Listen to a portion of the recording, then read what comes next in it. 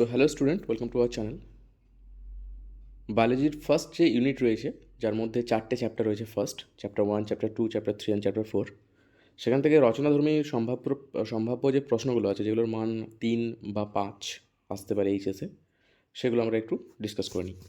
ওকে, দেখো, তোমরা স্ক্রিনশট নিয়ে নিতে পারো বা নোট ডাউন করো, এগুলো কিন্তু খুব বেশি ইম্পর্ট্যান্ট।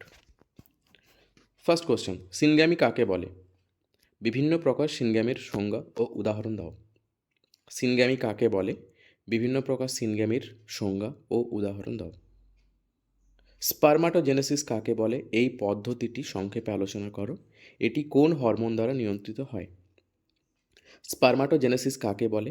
এই পদ্ধতিটি সংক্ষেপে আলোচনা করো। এটি কোন হরমোন দ্বারা নিয়ন্ত্রিত হয়?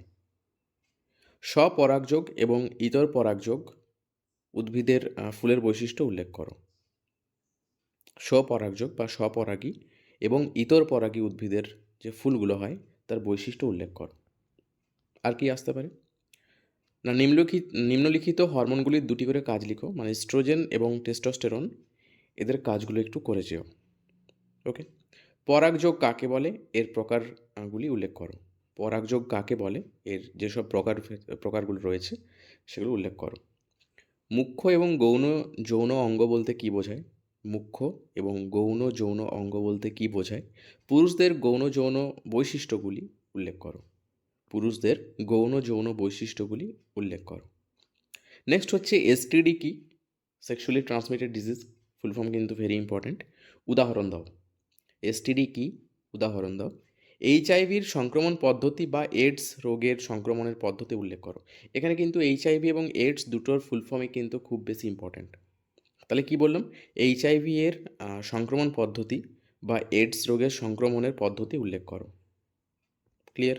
আর কি থাকতে পারে না, ব্লাস্টুলা এবং গ্যাস্ট্রুলা দশার পার্থক্য লেখো। এটা গ্যাস্ট্রুলা হবে, রাইট? একটু কারেকশন করে নিও।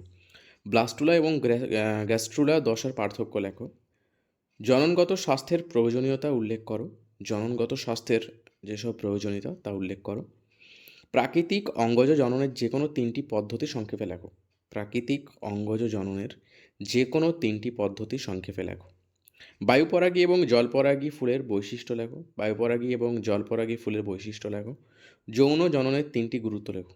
যৌন জননের 3টি গুরুত্ব লেখো।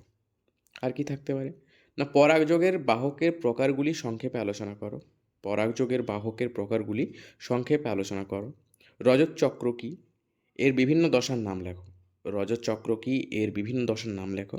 সাথে এটি কোন হরমোন দ্বারা নিয়ন্ত্রিত হয় তা আলোচনা করো। রজত চক্র কোন হরমোন দ্বারা নিয়ন্ত্রিত হয় তা আলোচনা করো। দ্বিনিষেক বলতে কি বোঝায়? ডাবল ফার্টিলাইজেশন কি? এটি কোথায় সম্পন্ন হয়? দ্বিনিষেক কাকে বলে? এটি কোথায় সম্পন্ন হয়? কৃত্রিম অঙ্গজ জনন কাকে বলে? কৃত্রিম অঙ্গজ জনন কাকে বলে? কৃত্রিম অঙ্গজ জননের দুটি পদ্ধতি সংক্ষেপে আলোচনা করো।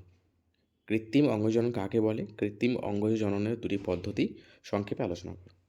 আর কি আছে? উজেনেসিস কাকে বলে? এই পদ্ধতি কোন কোন হরমোন দ্বারা নিয়ন্ত্রিত হয়? উজেনেসিস কাকে বলে? এই পদ্ধতি কোন কোন হরমোন দ্বারা নিয়ন্ত্রিত হয়? রোপণ কি? ইমপ্লান্টেশন কি? এটি কোথায় সম্পন্ন হয়? রোপণ কি? এটি কোথায় সম্পন্ন হয়? স্ত্রীরেণুর উৎপত্তি বা মেগাস্পোরোজেনেসিস সংক্ষেপে আলোচনা করো।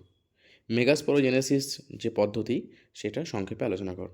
তাহলে এইগুলো রইল রচনাধর্মী কিছু প্রশ্ন উত্তর, অ্যাকচুয়ালি প্রশ্ন। যদি কারো উত্তরের সমস্যা হয়, ডেসক্রিপশানে আমার কন্ট্যাক্ট নাম্বার দেওয়া আছে, প্লিজ কন্ট্যাক্ট করো, আমি কিন্তু উত্তর পাঠিয়ে দিতে পারবো। আদারওয়াইজ তোমরা এটা করে যাও, রচনাধর্মী প্রশ্ন উত্তর যেগুলোর মান হচ্ছে 3 বা 5, পরীক্ষা ভালো হবে। ওকে, থ্যাংক ইউ।